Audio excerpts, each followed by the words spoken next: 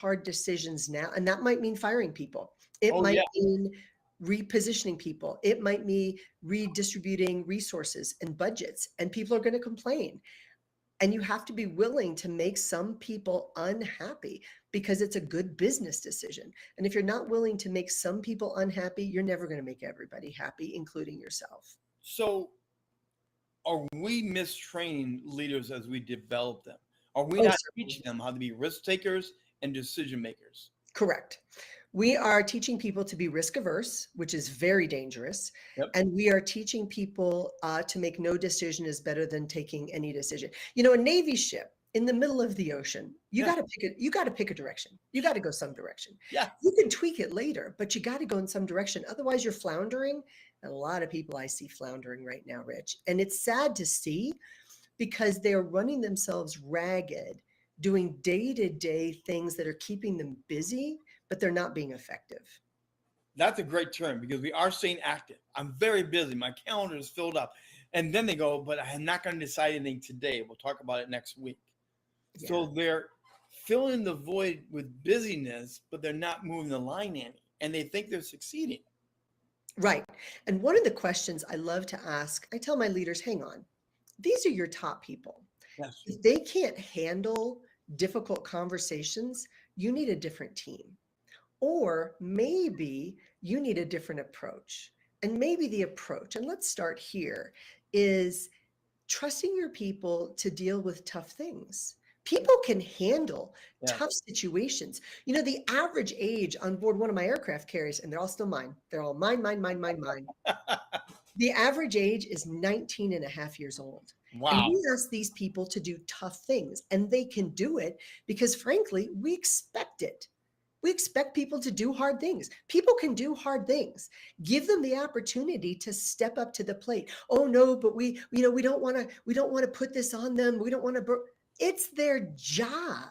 Yes. And if you continue to not expect people to rise to your expectation, they're not going to do it. So let people have the opportunity to do what's tough. Well, now let's go to the faster side. Now, when I ran teams and companies, I was a visionary leader. I was dubbed that by other people, and they were right. And then I was a fast moving guy. If I saw something, I knew the target, if I knew where we wanted to get to, I would say, jump on the bandwagon, let's go. And I want you to do this, this, and this. Some people love the fast moving. And some people were like freaked out, like, we haven't asked that question. We haven't answered that question. We haven't budgeted for that yet, but you want us to move.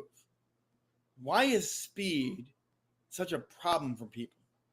3 reasons. First, and the first one, and this is where I have a resource for your group tonight. Aha. You are a competitor. A competitor moves fast. They make fast decisions. They can see what needs to be done. In order to get along with you well, people show up. They show up early. They cross things off your list. They take things off your plate. They get things done. Yep. Now, that is one leadership style. There are 4 main ones in the assessment that I have. Your competitor, the acronym is CAMP: competitors, analyzers, motivators, peacemakers. And then there's 4 other combinations. So really there's 8, but we focus on the 4. If you're an analyzer, it is your nature to ask questions and to know as much of the detail as possible before moving forward. These people will make you crazy. They make you crazy because they go, well, what about this? And what happens there? Where's the budget? And how are we going to do this? And is this going to be on Tuesday or Wednesday? And if we do it on Wednesdays, then we're going to have to reschedule the Wednesday things. And then that's going to be on Thursday. And then we've got to figure out how Mike and Sally and Tom are all going to fit into this. And you're going, look, we're going to move forward, like figure it out and make it happen. They're like, well, I'm not really sure how we're supposed to make that happen. Do we have a resource for this? Do you have a budget? Do we need a committee? Is there going to be a meeting?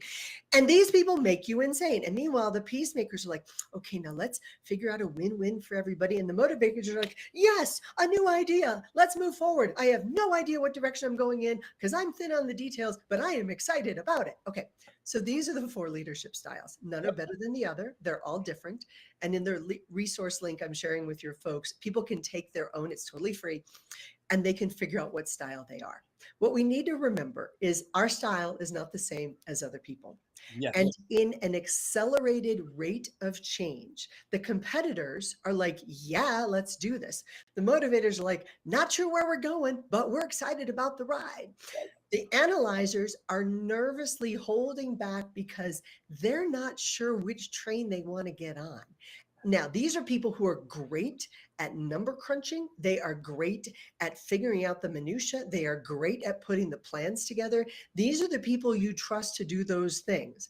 And then there's the peacemakers who are reliable. They get the things done. Once you tell them where to go, they make the things happen. They will be the ones who say, which are your top priorities? Tell me which direction. They are great friends. They are loyal. So there's a place for everybody.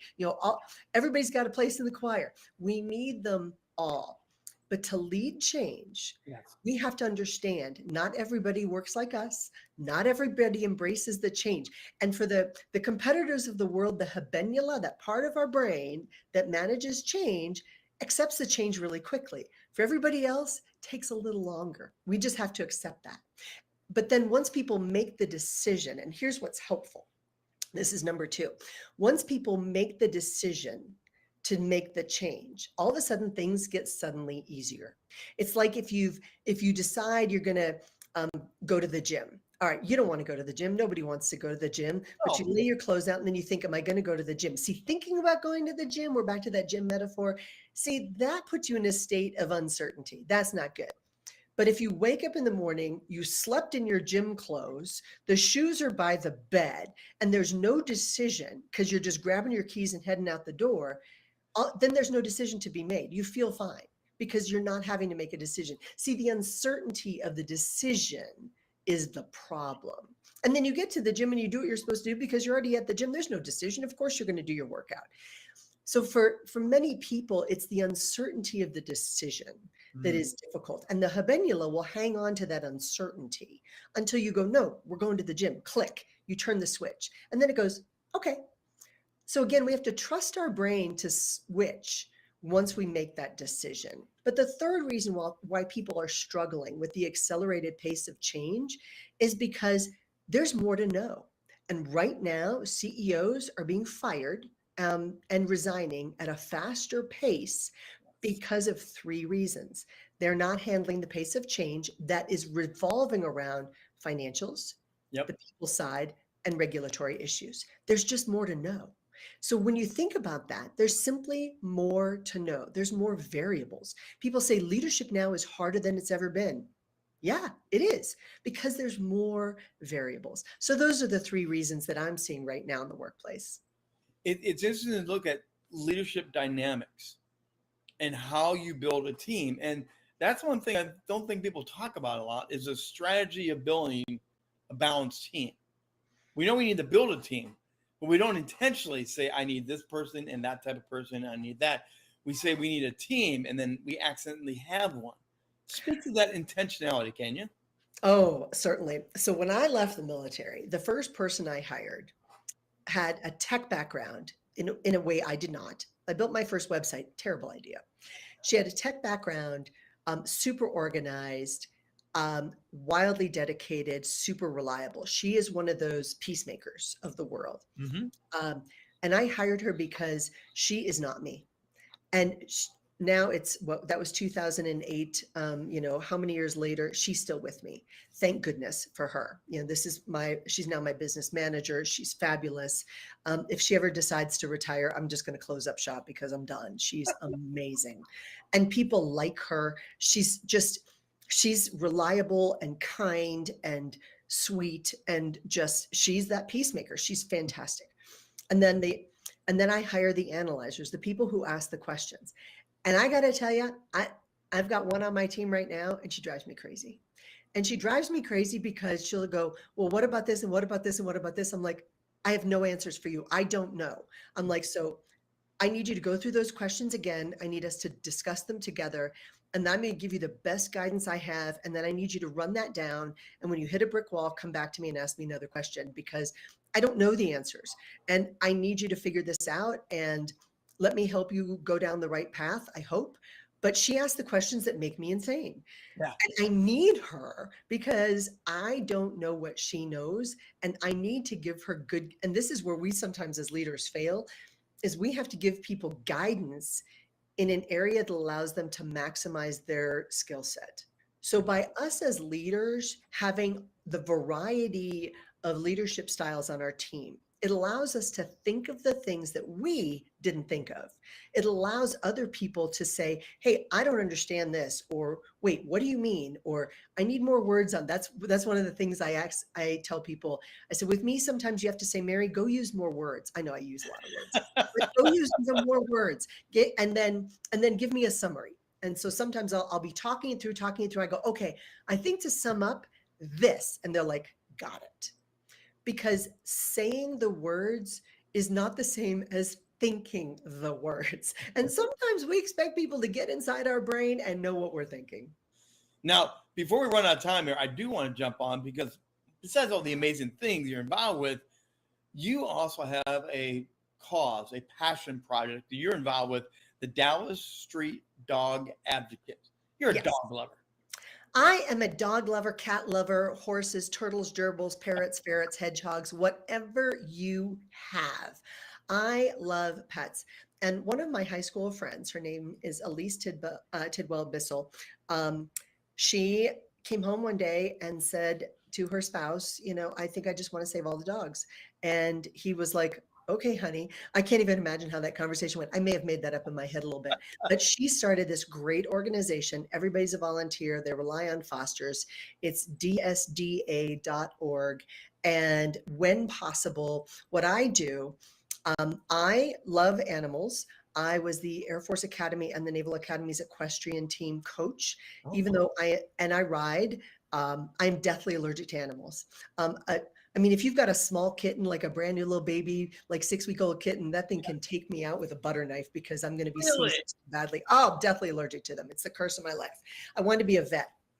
So what I do instead is I raise money for great animal shelters. And there are many great animal shelters out there. This is just my favorite because Elise does such a great job really doing the boots on the ground work. When I was a chief of police, I would tell my people, if you find a dog that is way too skinny and tied up on a chain and with no water, I guarantee you there's something very wrong going on in that house. The dogs really are the canary in the coal mine, and we're gonna investigate that.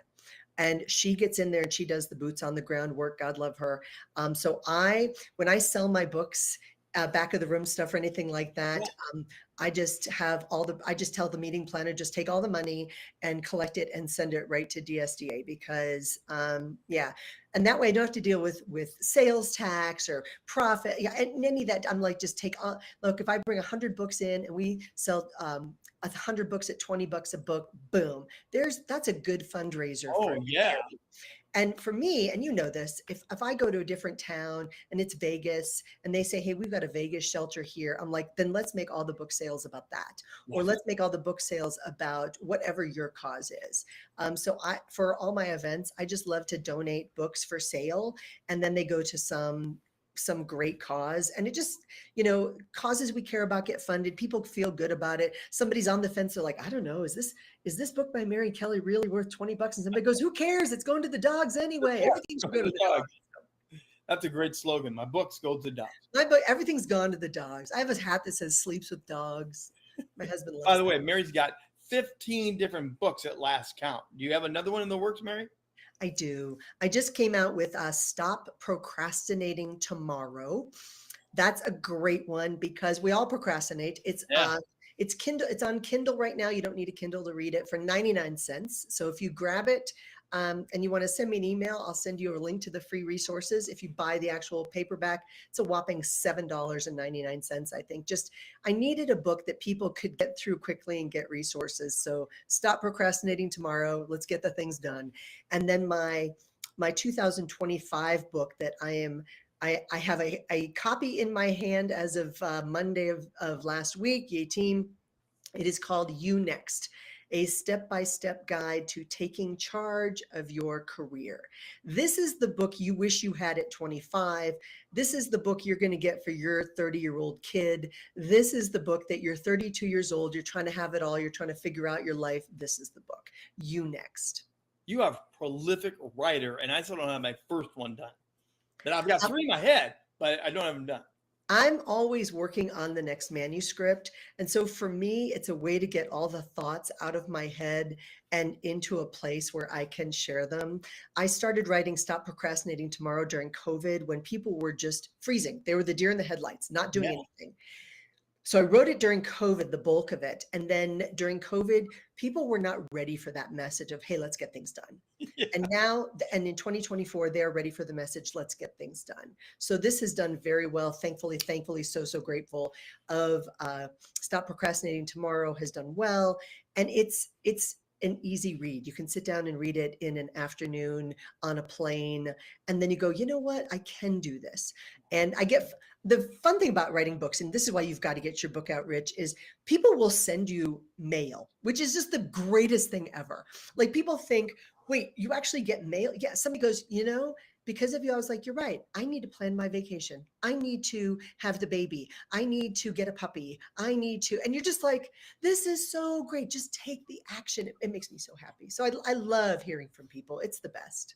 Well, here is your free gift offer stuff. Hit the QR code. And Mary, what are they going to have with the free offer deal to get here? This is so fun. It's productiveleaders.com/podcast. And this gives you that leader's blind spot and superpower assessment that I talked about. It takes about 3 minutes. It's based on the science of DISC, but it is not DISC. It takes 3 to 4 minutes if you're drinking, 3 minutes if you're not. So do it now while you're thinking about it. Make it a fun family game. Do it at your dinner table. Do it at a cocktail party. Do it at your business meeting. It's going to tell you your profile. And then it's going to send you the results. So the results are individually based and you're going to go, oh, that's why I'm making my wife crazy. Oh, that's why my assistant keeps asking me questions. Oh, that's why my controller wants a weekly meeting. And all of a sudden things are going to make sense. And your own superpowers, you're going to go, oh, I do that. I am amazed. And then you go, ooh, ouch. That's there. And then there's a bunch of free resources on how to grow your leadership profile, your leadership improvement plan for you, the people around you. It's a bunch of my 5-minute plans. It's some of my predictions for the next year. It's my 12-month planner that increases efficiency. In there is my productivity sheet. I do one of these every day of my life, every single day, on what you need to do to get the things done and make the right decisions. Wow, definitely. Hit that QR code. Get all the, she said she brought a bunch of stuff to give away. So there it is. You have that QR code, free. Commander Mary Kelly, what is the best thing that you want to leave? You mentioned the word legacy earlier, and that you got a lot more runway. You got a lot more time to go. But what is the imprint that you want to leave behind as you work through your career? So the word that I strive for was coined by George Kanahele, and it's a Hawaiian word. And it means, the word is kina ole. And it means do the right thing at the right time to the right person with the right spirit every time. And if I could just be remembered for doing the right thing, that would be great. Because as I said, you're not going to live long enough to make all the mistakes yourself. And I make mistakes every single day. I just try to be a little bit better today than I was yesterday. And some days I feel like all I'm doing is breaking even. And some days it's a loss, So we just have to keep trying, keep moving forward, keep trying to do the right thing. Mary Kelly, great to have you on. Long overdue getting you on here, by the way. But we finally got it done. We got it done. We get the things done. Thank you so much, Rich. It's such an honor and a pleasure seeing you. All right. Again, you want to check out, learn more about her books, everything she's got going on, a wealth of information. Dr. Commander Mary Kelly, whatever you want to call her, she's there for you to help you out.